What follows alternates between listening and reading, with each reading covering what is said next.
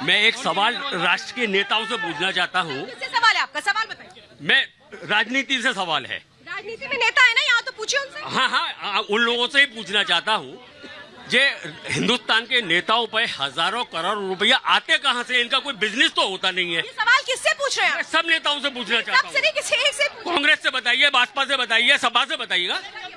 सबसे ये सवाल हो रहा है कि जो पैसा है लूट का, ये कहाँ आता था? मैं जरा आपसे कहूंगी, आप जवाब दीजिए। जवाब दीजिए, जवाब, ये आपका माइक है, जवाब दीजिए, क्योंकि उन्होंने सबसे सवाल किया, इसलिए मैं सबसे सवाल जवाब। मैडम, मैं आपको बताना चाहता हूँ कि जिस प्रकार से माइक लीजिए, माइक लीजिए। देखिए, मैं आपको बताना चाहता हूँ कि जिस प्रकार से चंदे का गोरख धंधा इस देश में माननीय प्रधानमंत्री जी द्वारा चलाया गया कि इलेक्टोरल बॉन्ड के माध्यम से, और उसमें इनकी आप ये देखिए नाकारा बना कि जो कंपनी बीफ सप्लाई करती है उससे भी 250 करोड़ का चंदा ले लिया। एक तरफ ये कहते हैं हम गौरक्षक हैं, गाय को हम मां मानते हैं, इन्होंने मां को भी नहीं छोड़ा।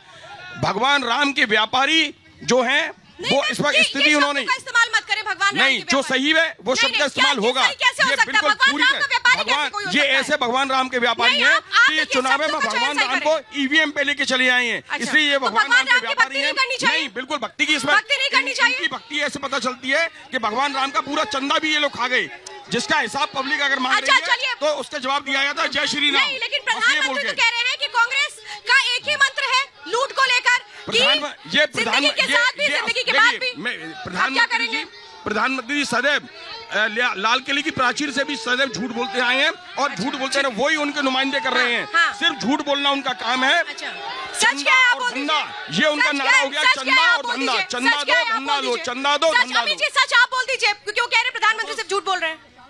प्रधानमंत्री के सिर्फ जुमले होते हैं। जवाब तो लेने नहीं दीजिए मुझे। आपको कहना चाहता हूँ, जवाब दीजिए। अभी कुछ दिन पहले आपने देखा होगा छत्तीसगढ़ में इनके राज्यसभा सांसद के यहाँ, इनको शायद ये जानकारी नहीं है कि उनको इनकम टैक्स वालों ने और कोर्ट ने उनको क्लीन चिट दी गई। भाई साहब आप बोल रहे थे, लड़ाई नहीं, एक एक करके, एक एक करके। आप भाई जवाब तो मैं लूंगी ना। जवाब।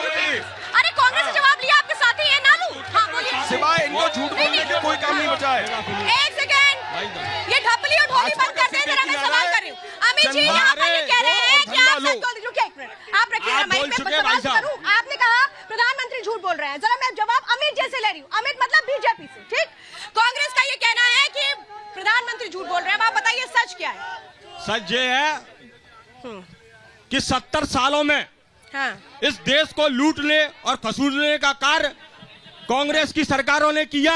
मैं आपको बताना चाहता हूं, इनकी जितने भी सांसद या मंत्री या मुख्यमंत्री रहे, उनके यहाँ पर ईडी की रेड पड़ी या सेल टैक्स की रेड पड़ी या कोई भी रेड पड़ी। इससे फिरोजाबाद का क्या मुद्दा है? इससे फिरोजाबाद का क्या मतलब है? ये तो इनको सोचना चाहिए था। और अभी इन्होंने, मैं बताना चाहता हूँ कि वहाँ पर जब रेड पड़ी तो देखने वाली जनता की भी आंखें दंग रह गई। सुबह से लेकर नीरज जी, यहाँ पे अमित जी कह रहे हैं कि भाई यहाँ का रेड का मुद्दा है क्या? फिरोजाबाद में रेड का मुद्दा है क्या चुनाव में? भारतीय जनता पार्टी जो कर ले वो काफी है। अजीत पवार चक्की पीसिंग भाजपा में जाएंगे, सब होएंगे। एकनाथ शिंदे, अशोक चव्हाण, परिवारवाद, यहाँ जो जयवीर सिंह मंत्री हैं, परिवारवाद का आरोप तो आप पर भी लगता है। इनके ऊपर पहले ये लगाएंगे ना, इनके ऊपर। यहाँ पर अक्षय यादव है, रामगोपाल यादव के बेटे हैं, तो सीधे सीधे परिवारवाद तो यहाँ पर भी हो गया। मैं जिले में बता रहा हूँ, इनके मंत्री जयवीर सिंह, उनके बेटे जिला पंचायत। नहीं तो आप भी तो परिवारवाद कर रहे हैं, तो फिर आप भी तो वही कर रहे हैं ना। लगा रहा हूँ ना भाई, दोनों ही तो होता है, फिर दोनों जवाब तो मुझे चाहिए ना इनसे। परिवारवाद का मैं आरोप लगा रहा हूँ। यहाँ पर जो परिवारवाद में पास, देखिए मैं सबको मौका देना चाहती हूँ, इससे धीरे धीरे बात की। यहाँ पर ये बात करें नीरज जी की परिवारवाद की बात वो कर रहे हैं, लेकिन अपने परिवारवाद पर कोई बात नहीं कर रहे। यहाँ पर तो अक्षय यादव है ना, रामगोपाल यादव के बेटे, तो सीधा सीधा परिवारवाद का उदाहरण तो यहीं से मिल रहा है। देखिए मैडम, मैं बताना चाहूंगा कि Bharatiya Janata party, Samajwadi party, Congress party, इन सब के बारे में सब बात कर रहे हैं। फिरोजाबाद का बात कौन करेगा? फिरोजाबाद के अंदर जो व्यक्ति वोट कास्ट नहीं करता, वो वोट, उसको अपने वोट की महत्वता तब पता चलती है जब यहाँ पे सीवर लाइन से पानी निकल के पूरे शहरों में तैरता है। जब सीवर लाइन से पानी भर जाता है, सीवर लाइंस फिरोजाबाद की प्रॉपर नहीं है। और मैं एक नागरिक हूँ, नॉन पॉलिटिकल हूँ, मैं उसके बूते पर कहना चाहूंगा कि मुफ्त की रेवड़ियां जो भी पार्टी बांटती है, आत्मनिर्भर लोगों को दूसरों पर निर्भर होने के लिए डिपेंड करवाती है। हम अपने देश के नागरिकों को इतना सुदृढ़ बनाएं कि वे अपने पैसे से, फ्री के राशन से नहीं, फ्री के लैपटॉप से मतलब नहीं, अपने राशन से वे अपने आप कमाए हुए पैसे से अपना अन्न खाएं, आप ये बात जिससे कह कि रहे हैं, सबको पता आप चले। ये अच्छी बात कह रहे हैं कि सशक्त बनाइए जिससे अपने कदमों पर खुद चल के अपनी जिंदगी यापन कर पाए। मैं चाहूंगी कि जो फिरोजाबाद है, यहाँ की जनता है, वो क्या समझ रही है कि ये जो चुनाव है, ये आपको लग रहा है विकास वर्सेस परिवारवाद का चुनाव है? नहीं, परिवारवाद का चुनाव नहीं है। हमारी पार्टी बहुत सभ्यता की पार्टी है, जिससे भी बात करती है जी लगा के बात करती है। नहीं, सवाल का जवाब दीजिए, आपको क्या लग रहा है विकासवाद वर्सेस परिवारवाद है चुनाव?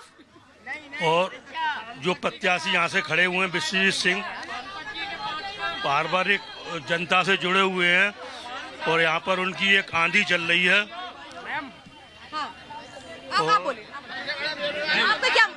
मैं ये कहना चाहता हूँ, जो इंडी गठबंधन है, जो ये कह रहा है कि प्रधानमंत्री जी मोदी जी नहीं आएंगे, मैं उनको काम गिनाता हूँ। आज विश्व में मोदी जी के नाम का डंका बज रहा है और ये जो चुनाव है ना, लोकल भी मोदी जी के नाम पर पूरी जनता उनको समर्थन दे रही है। आप सवाल करें ना, ये तो आप अपनी फीलिंग और मेरा सवाल किससे है? सवाल नीरज जी से, आपसे सवाल है। मेरा सवाल समाजवादी पार्टी से है। आज तक समाजवादी पार्टी परिवारवाद से क्यों नहीं निकल पाया? आप बताइए नीरज जी, जवाब दीजिए, आपके पास आ रही, जवाब दीजिए। क्योंकि भारतीय जनता पार्टी जवाब क्योंकि भारतीय जनता पार्टी ने ही शुरुआत की थी परिवारवाद की। बात नहीं सुन पाएंगे अगर हंगामा करेंगे। बोलिए। परिवारवाद की शुरुआत भारतीय जनता पार्टी ने ही की थी। बीसीसीआई के चेयरमैन कौन? फिरोजाबाद में जयवीर सिंह मंत्री, उनकी बेटा पुत्र वधू जिला पंचायत की अध्यक्ष, उनकी एक वधू ब्लॉक प्रमुख, सहकारी बैंक, सारे परिवारवाद तो इनने फैला रखा है ना, ऊपर से लेकर नीचे तक। अच्छा, ठीक है, आप परिवारवाद की बात कर रहे हैं, मुझे लग रहा है कि नीरज जी को याद दिलाइए कि अक्षय यादव किसके बेटे हैं। परिवारवाद की बात हो रही है।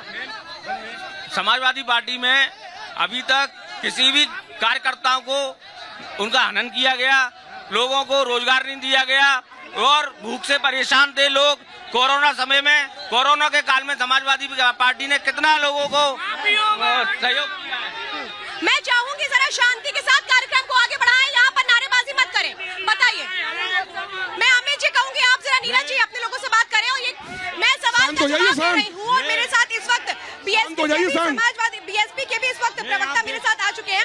जरा मैं उनसे बात कर लेती हूँ। बबलू सिंह जी, क्या लग रहा है, कोई लहर है बीएसपी की? हेलो, देखिए बीएसपी की कृपया शांति बनाए रखें सभी लोग। और आप ये देखिए जिस तरीके से यहाँ ध्यानपूर्वक सभी बातों को सुने। चलता है कि इनके ये एक ऊपर डिबेट कितना है, पार्टियों प्लीज। का चश्मा चढ़ा हुआ है कि इनको अच्छा और बुरा कुछ दिखाई नहीं दे रहा है। अच्छा। ये लोग अगर अब पुलिस प्रशासन आप इंतजाम नहीं करते तो ये अभी गुंडागर्दी पे उतर आते और ये अभी आपसी में लड़ने लगते। तो आप देख लीजिए कितना अच्छा भाजपा का लॉ एंड ऑर्डर है।